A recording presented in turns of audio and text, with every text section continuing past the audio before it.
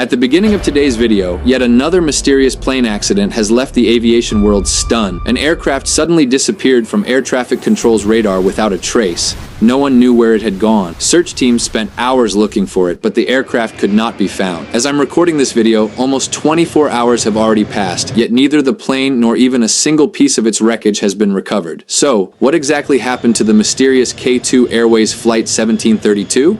Let's uncover the complete story in today's investigation. The aircraft involved was a Boeing 737 cargo plane operated by K2 Aviation. It was scheduled to depart from Sharjah International Airport in the United Arab Emirates. From there, it was supposed to fly across the Arabian Sea towards Pakistan and land at Jinnah International Airport. Since this was a cargo flight, there were no passengers on board. The aircraft was carrying only freight. There were 5 crew members on board: Captain Rizwan, First Officer Faisal, Loadmaster Tufik, and 2 flight engineers, Arif and M.D. Hamid. At around 8 p.m., the aircraft took off from the airport and gradually headed out over the sea. About half an hour later, it climbed to an altitude of 35,000 feet. Up to that point, everything on board was operating normally. Another hour passed. The aircraft was about to leave international airspace and enter Pakistan's airspace when something suddenly went wrong. At 9:18 p.m., while the aircraft was cruising at 35,000 feet over the Arabian Sea, the crew reported a problem with the aircraft's navigation system. Air traffic control immediately began guiding the crew. However, something happened on board that caused the aircraft to plunge from 35,000 feet straight into the sea within the next 3 minutes. The aircraft disappeared from ATC's radar. It descended at an incredible rate of almost 22,400 feet per minute before crashing into the dark, silent waters of the Arabian Sea. K2 Flight 1732 was gone. Soon afterwards, the Pakistan Navy launched a search operation using ships and aircraft to locate the wreckage. But even after almost 24 hours, not a single piece of debris had been recovered. There is little doubt that the aircraft has crashed, but the real question is, how did this happen? What exactly went wrong on board?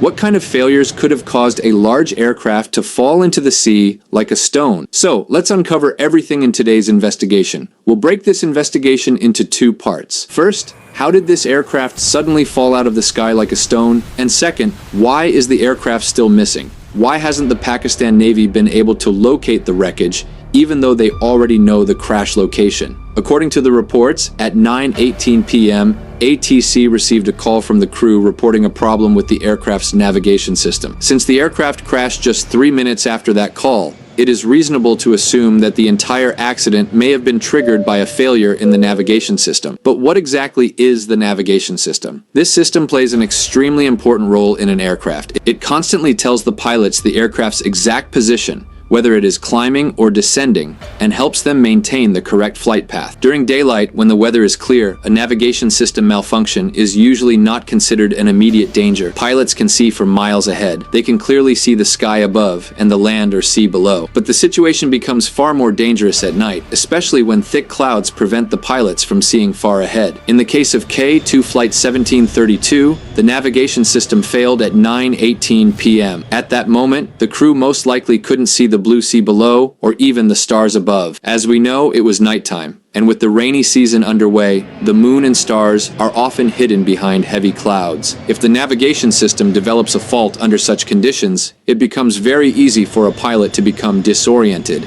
In aviation, this is known as spatial disorientation. In such a situation, the pilots of K2 Flight 1732 may not have realized whether the aircraft was flying straight, banking to one side, or even descending. In fact, during the aircraft's final moments, the pilots reportedly said that the aircraft was rolling or floating. Taking all of this evidence into account, I can say with confidence that the pilots probably never realized they were actually falling because they had become victims of spatial disorientation. That is probably why no mayday call was ever made. If they had realized that the aircraft was rapidly descending or that it was about to crash within the next 3 minutes, they would certainly have declared an emergency. But ATC never received a single mayday call, and shortly afterwards, the aircraft disappeared from radar. According to the Flight Radar 24 data, the aircraft was initially cruising steadily at 35,000 feet. Then, all of a sudden, its nose pitched upwards. The nose continued pointing up until the aircraft entered an aerodynamic stall, meaning it no longer had enough lift to keep flying. After that, the aircraft pitched down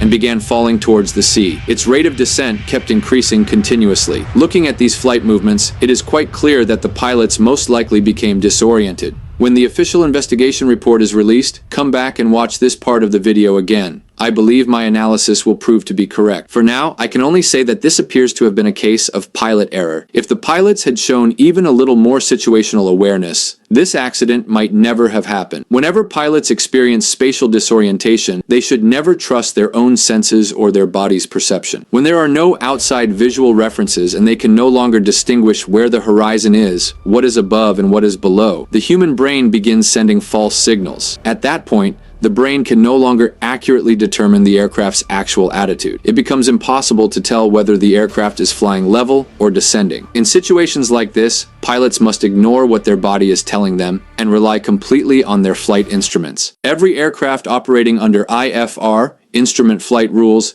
is equipped with an attitude indicator. This small display clearly shows where the sky is, where the ground is, and the aircraft's actual position. If the pilots were experiencing disorientation, they should have controlled the aircraft by following this instrument, instead of relying on what they thought they could see outside. Even if one pilot was unable to handle the situation, control should have been handed over to the other pilot. Alternatively, one pilot should have focused entirely on monitoring the aircraft's attitude while the other concentrated on flying, with both pilots working together to stabilize the aircraft. But it appears that none of this happened. Overall, this was an accident that should never have happened. Everything points towards pilot error. It is also possible that there was poor coordination between the two pilots, or that they had not received adequate training. Now let's move on to the second part of this investigation. Friends, today is July 8th, and it's around 9:30 p.m. Just a short while ago, I received the news that the aircraft's wreckage has finally been found. It took almost 24 hours. So, let's understand why it took so long. The aircraft crashed at around 9:30 p.m., and it hit the sea at an extremely high speed. Since the crash happened in the middle of the night over a deserted part of the ocean, it's obvious that nobody actually witnessed the impact with their own eyes. Although the radar had already identified the crash location,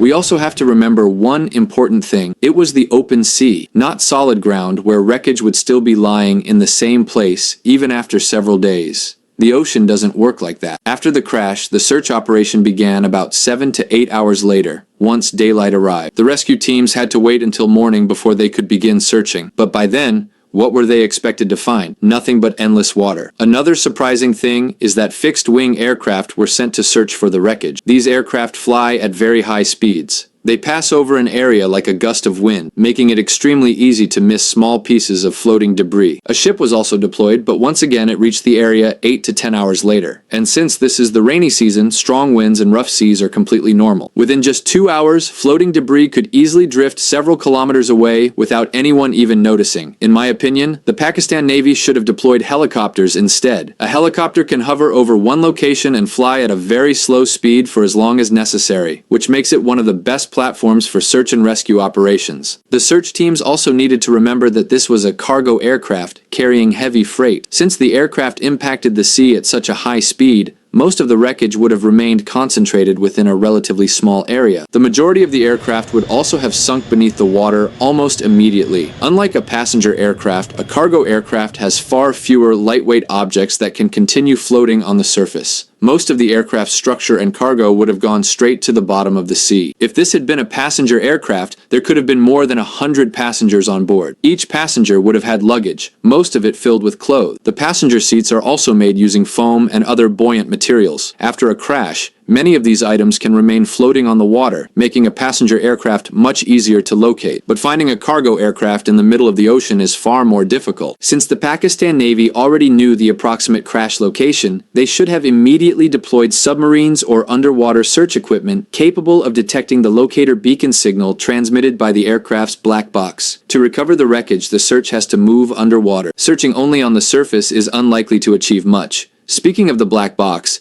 its locator beacon has a limited transmission range. A submarine or underwater search vehicle must enter that detection range before it can receive and track the beacon signal. I sincerely hope that the souls of everyone who lost their lives in this accident rest in peace, and that the aircraft's black box is recovered soon, so the mystery behind this tragedy can finally be solved.